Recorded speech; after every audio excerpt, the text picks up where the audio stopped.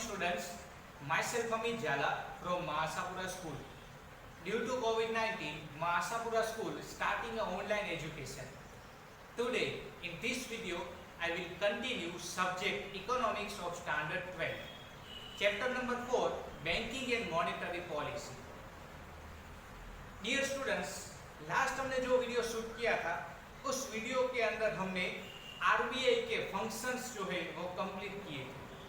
आज इस वीडियो के अंदर हम मॉनेटरी पॉलिसी के बारे में डिस्कस करेंगे। स्टार्ट करते हैं meaning and definition of monetary policy. आपके टेक्स्ट बुक के पेज नंबर 41 पर दिया गया है। In economic theory monetary policy is the policy which regulate the demand for money and supply of money in the economy, that is called monetary policy. Economic theory के according monetary policy यानी कि ऐसी policy जिसमें economy के अंदर money की demand के according money के सप्लाई को मेंटेन करना या तो रेगुलेट करना और कंट्रोल करना, ऐसी पॉलिसी को कहते हैं मॉनेटरी पॉलिसी। मॉनेटरी पॉलिसी के कुछ इंस्ट्रूमेंट्स हैं। टोटल मेन 2 इंस्ट्रूमेंट्स हैं, quantitative measures and qualitative measures. सबसे पहले शुरुआत करते हैं क्वांटिटेटिव मेजर्स से। तो दिया गया है the quantitative measures are aim at the impacting the entire economy in general common way and hence there are also called a general measures. Quantitative measures यानी कि ऐसा मेजर्स इकोनॉमी के अंदर कॉमन वे पर इक्वली इंपैक्ट डालने के लिए जो मेजर्स यूज होते हैं, ऐसे मेजर्स को कहते हैं जनरल मेजर्स या तो फिर क्वांटिटेटिव मेजर्स, जिसके टोटल 7 सब पॉइंट्स थे। क्वांटिटेटिव मेजर्स के 7 सब पॉइंट्स के अंदर फर्स्ट जो दिया है वो है bank rate, second one is repo rate and reverse repo rate, third one is stabilisation under emergency situation, fourth one is CRR cash reserve ratio, fifth one is SLR statutory liquidity ratio, and sixth one is open market operation, seventh one is sterilization policy. Now see in details. First one is bank rate. When commercial bank have a shortage of fund, they borrow from the RBI. The rate at which RBI lend to the commercial bank for a long term is called a bank rate. कई बार क्या होता है, commercial bank के पास money की shortage हो जाती है, तो जब कॉमर्शियल बैंक को मनी की जरूरत होती है तब वो आरबीआई से मांगती है, और आरबीआई जब शॉर्ट टाइम के लिए कॉमर्शियल बैंक को जो मनी प्रोवाइड करती है और उसके ऊपर जो रेट लगाती है, जो इंटरेस्ट रेट लगाती है, उस रेट को हम कहते हैं बैंक रेट। ये जो लोन होती है वो लॉन्ग टाइम के लिए भी हो सकती है और शॉर्ट टाइम के लिए भी हो सकती है। ज्यादातर ये लॉन्ग टाइम के लिए होती है। फिर से रिपीट कर रहा हूँ, कॉमर्शियल बैंक आरबीआई से लोन जो है वो मांगती है और आरबीआई लोन तो प्रोवाइड करती है, लेकिन उसके अगेंस्ट में जो इंटरेस्ट रेट चार्ज करती है उस रेट को कहते हैं बैंक रेट। आगे दिया गया है, if the bank rate is increase commercial bank will borrow less and it's expensive to borrow. जब आरबीआई बैंक रेट इंक्रीज करती है तब कॉमर्शियल बैंक जो है वो आरबीआई से कम लोन लेती है, और जब कम लोन लेगी तो क्या होगा, उस सिचुएशन में पब्लिक को भी लोन का जो इंटरेस्ट रेट होगा वो हाई चार्ज होगा। इस रीजन से बैंक रेट जो है इस तरीके से डिसाइड होता है। आगे दिया गया है, when the borrow leisure amount at the higher rate, they give leisure amount of loan at a higher rate, the public when the people get a fewer loans। Commercial bank को ही अगर loan costly होती है तो commercial bank अपने customer को भी higher rate में ही loan provide करेगी, तो इसका नुकसान किसे है, कस्टमर को ही है।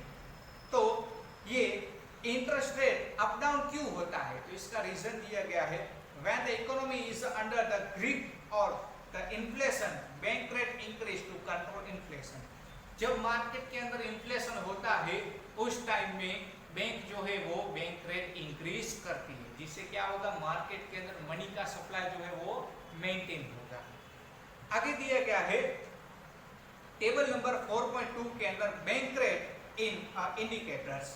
1953 के अंदर बैंक रेट जो था वो 3.5% था, 1981 में 10% था, 1991 में 12% था। 2016 में 7% बैंक रेट था। आगे देखते हैं repo rate and reverse repo rate. When commercial bank need a fund for a very short period, sometime for a 1 day, 7 day or 15 day, कई बार बैंक को शॉर्ट टाइम के लिए मनी की जरूरत होती है, जैसे कि शॉर्ट टाइम के लिए एक 1 डे के लिए, 7 डे के लिए या तो फिर 15 डेज के लिए। तो आरबीआई क्या करती है, शॉर्ट टाइम के लिए अगर मनी की जरूरत होती है तो वो नीड जो है बैंक की फुलफिल भी करती है, शॉर्ट टाइम के लिए मनी प्रोवाइड भी करती है, और उसके ऊपर जो रेट लगाती है, जो चार्ज लगाती है आरबीआई, उस रेट को कहते हैं रेपो रेट।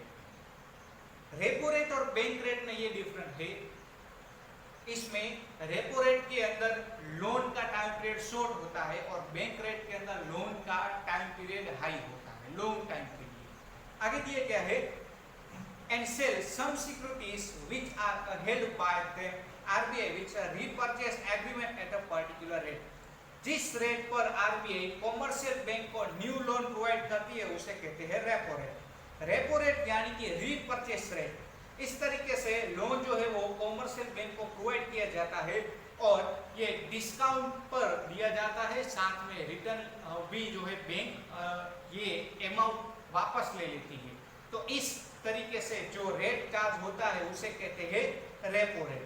अब देखते हैं रिवर्स रेपो रेट यानी कि क्या है। जब आरबीआई को मनी की शॉर्टेज होती है, जब आरबीआई को मनी की जरूरत होती है, तब उस टाइम पे कॉमर्शियल बैंक जो आरबीआई को लोन प्रोवाइड करती है, तो उस सिचुएशन में जो कॉमर्शियल बैंक आरबीआई के ऊपर जो रेट चार्ज करती है उसे कहते हैं रिवर्स रेपो रेट। लेकिन डियर स्टूडेंट्स, ये बात हमेशा ध्यान में रखना, repo rate always reverse repo rate से हाई ही होता है।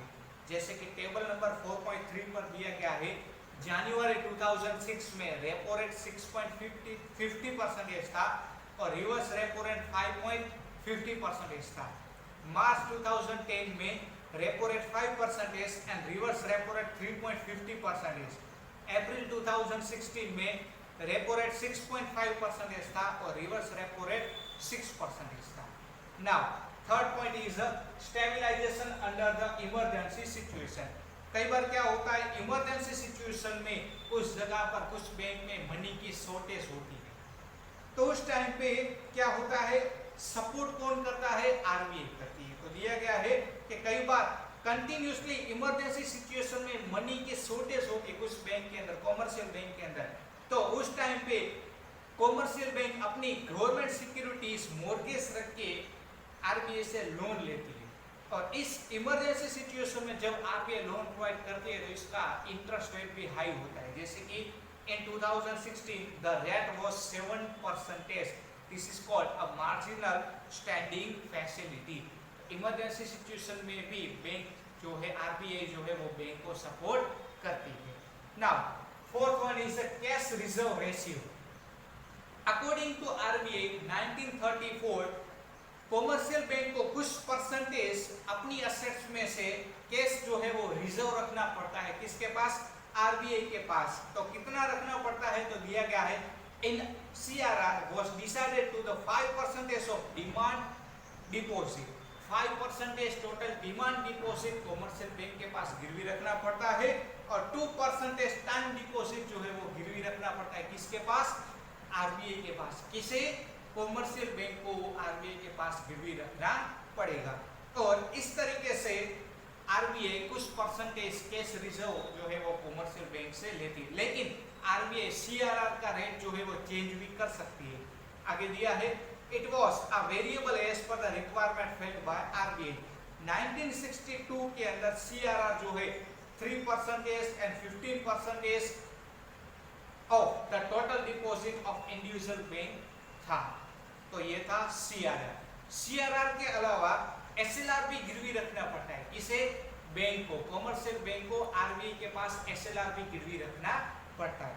एसएलआर के अंदर क्या दिया गया है, कैश तो आप गिरवी रखते हो, बट कैश के अलावा टोटल डिपॉजिट में से कैश के फॉर्म में, साथ में गोल्ड के फॉर्म में और साथ में अनएक्यूमुलेटेड अप्रूव्ड सिक्योरिटी आपको जो है आरबीआई के पास गिरवी रखना पड़ता है, तो इसे कहते हैं SLR। Okay, now 6th one is open market security. Economy के अंदर मनी का सप्लाई इंक्रीज या डिक्रीज करने के लिए आरबीआई जो है ओपन मार्केट के अंदर गवर्नमेंट सिक्योरिटी का परचेस और सेलिंग भी करती है। इससे क्या होता है, आरबीआई मार्केट के अंदर से गवर्नमेंट बॉन्ड परचेस करती है, तब मार्केट के अंदर मनी का सप्लाई जो है वो इंक्रीज होता है, और जब सेलिंग करती है तब मनी का सप्लाई जो है वो डिक्रीज होता है। इस तरीके से इन्फ्लेशन को अगर कंट्रोल में रखना हो तो इन्फ्लेशन को कंट्रोल में रखने के लिए आरबीआई मनी का सप्लाई मेंटेन करने की कोशिश करती है। किस तरीके से, मार्केट के अंदर गवर्नमेंट सिक्योरिटीज यानी कि बॉन्ड का परचेस और सेलिंग करके इस तरीके से कामकाज करती है। Now 7th one is sterilization policy. कई बार क्या होता है, मार्केट के अंदर, कंट्री के अंदर फॉरेन एक्सचेंज आते भी है और जाते भी। तो कई बार क्या होता है कि अगर कंटिन्यूसली फॉरेन एक्सचेंज जो है दूसरी कंट्री में जाएंगे, आएंगे नहीं हमारी कंट्री के अंदर, तो अकाउंट जो है वो मेंटेन नहीं होगा। तो अकाउंट को मेंटेन रखने के लिए आरबीआई क्या करती है, कई बार खुद मार्केट के अंदर परचेस और सेलिंग करती है। किसका, गवर्नमेंट सिक्योरिटी एंड बॉन्ड का परचेस और सेलिंग करती है। तो इस स्टीरिलाइजेशन पॉलिसी से आरबीआई जो है वो मार्केट के अंदर अकाउंट मेंटेन करने के लिए वो इस तरीके से गवर्नमेंट सिक्योरिटीज का परचेस और सेलिंग करती है। तो ये थे क्वांटिटेटिव मेजर्स। अब हम देखते हैं क्वालिटेटिव मेजर्स। क्वालिटेटिव मेजर्स के टोटल 4 पॉइंट्स है। फर्स्ट वन दिया है, सॉरी उससे पहले हम मीनिंग एंड डेफिनेशन देखते हैं। Besides the general measures, the RBI uses certain selective measures to direct credit development of the certain sector or the section of the economy. RBI कुछ section या कुछ सेक्टर्स के development के लिए या तो उसके ऊपर इम्पैक्ट डालने के लिए जो मेजर्स यूज करती है उसे कहते हैं क्वालिटेटिव मेजर्स। किस तरीके से, इसके टोटल 4 पॉइंट्स है। First one is security requirement. RBI भी खुद सिक्योरिटी मेंटेन रखती है, कॉमर्शियल बैंक भी सिक्योरिटी मेंटेन रखती है। किस तरीके से, मान लीजिए कि बैंक ने कस्टमर को लोन प्रोवाइड की, तो वो कस्टमर लोन की अमाउंट वापस करे, उसके लिए उस कस्टमर से कुछ परसेंटेज या कुछ एसेट्स जो है वो गिरवी रखती है। मान लीजिए कि मुझे जो है मार्केट से एक्टिवा परचेस करनी है लोन पर लेना है, तो वो जब तक मैं लोन की अमाउंट पे नहीं करूंगा तब तक मेरे जो गाड़ी के व्हीकल के जो ओरिजिनल डॉक्यूमेंट्स है वो जिस बैंक से मैंने लोन लिया होगा उसी के पास रहेगा। तो क्या होगा, इससे सिक्योरिटी मेंटेन होगी, किसकी, बैंक की। तो इस तरीके से अमाउंट जो है वो वापस मिले, इसके लिए सिक्योरिटी का भी जो है मार्जिन डिसाइड किया जाता है। खुद की बैंक जो है अपनी सिक्योरिटीज के बारे में भी सोचती है। तो इस तरीके से सिक्योरिटी भी जरूरी है, किसके लिए, बैंक के लिए। Second one is a margin requirement. Margin requirement के अंदर ये बताया गया है कि किस पर्सन को कितनी लोन प्रोवाइड करनी, उसके मार्जिन भी डिसाइड एडवांस में ही बैंक ने किए हुए हैं। आगे दिया है असेट्स। मान लीजिए कि कोई पर्सन ऐसा है कि जो हाउस परचेस करना चाहता है, हाउस की उसे लोन की जरूरत है, मान लीजिए 10 लाख रुपीस की जरूरत है, तो उसे 10 लाख प्रोवाइड किया जाए या तो फिर उससे कम लोन प्रोवाइड किया जाए। तो उसका मार्जिन भी डिसाइड कौन करता है, आरबीआई ही डिसाइड करती है। तो मार्जिन डिसाइड करना जरूरी है। मान लीजिए उसकी मंथली इनकम ही 3000 रुपीस है और आप उसे जो है कि 30 लाख की लोन प्रोवाइड करते हो, तो वो कभी भी 30 लाख की लोन जो है वो आप पे नहीं कर पाएगा। Now, third one is selling on credit. The RBI also prescribes selling for the different purpose. यानी कि certain selling on credit यानी कि RBI ने पहले से लोन की मैक्सिमम लिमिट भी डिसाइड एडवांस में ही कर दी है कि इस पर्सन को जो है कितनी लोन देनी चाहिए, कितनी नहीं देनी चाहिए।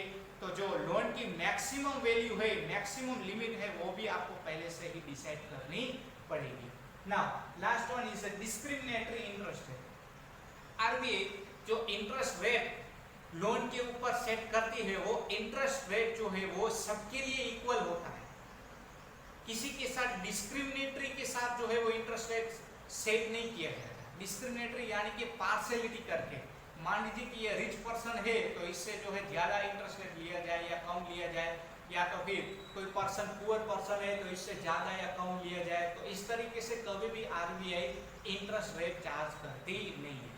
इंटरेस्ट रेट कैसा होना चाहिए, डिस्क्रिमिनेटरी होना चाहिए, पार्शियलिटी के बिना सबके लिए इक्वल ही होना चाहिए। ये स्टूडेंट्स, आज हमने चैप्टर नंबर 4 कंप्लीट किया। आई होप कि आप घर पे इस चैप्टर को रिवाइज करोगे। नेक्स्ट वीडियो के अंदर हम नेक्स्ट चैप्टर के साथ मिलेंगे। तब तक take care of yourself. Thank you so much. जय माता दी।